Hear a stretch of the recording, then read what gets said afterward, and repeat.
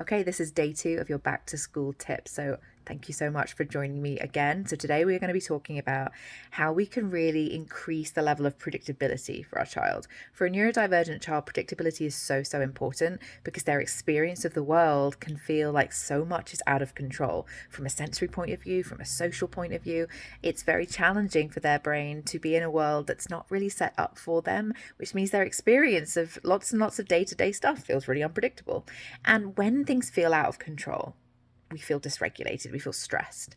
And so a key thing when we're thinking about helping our child with the transition back to school is to be really increasing the level of predictability about that transition.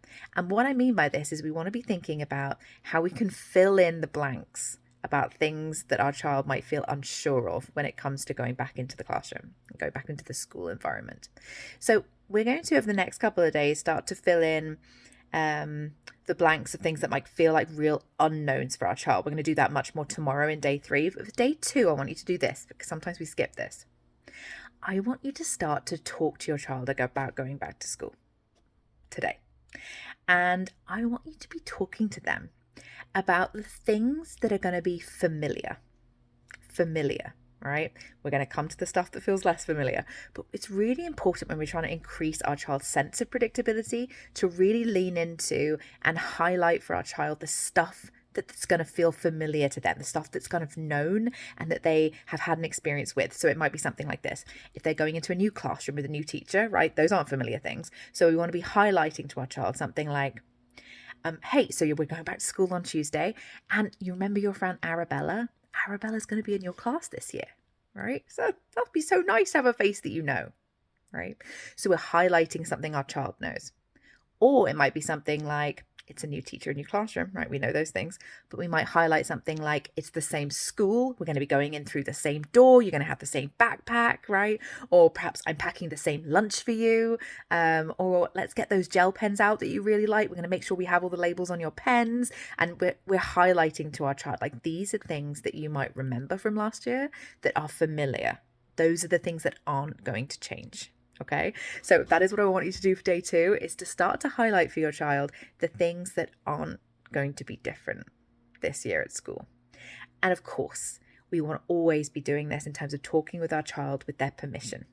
Okay, so if we start talking about school and our child's going, no, or perhaps if you have a child who's more verbal or older who's going, I want to talk about it with you, of course we're going to honour that. We would never force this conversation because that's not going to be helpful to our child.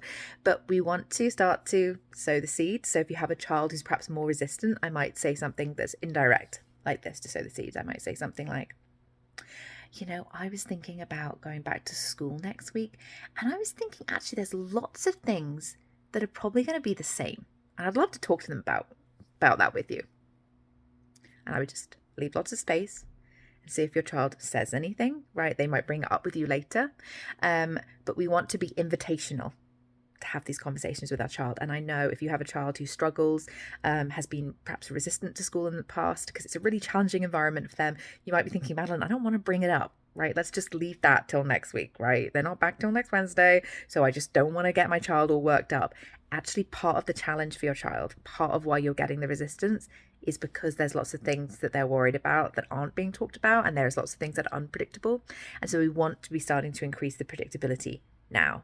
And especially because if your child's going back to school next week, we have a little bit of time, like over the weekend, over the next few days. If our child's less willing to talk with us about it, that we can sow a seed and come back to it, right? So that's what I want for you to focus on day 2.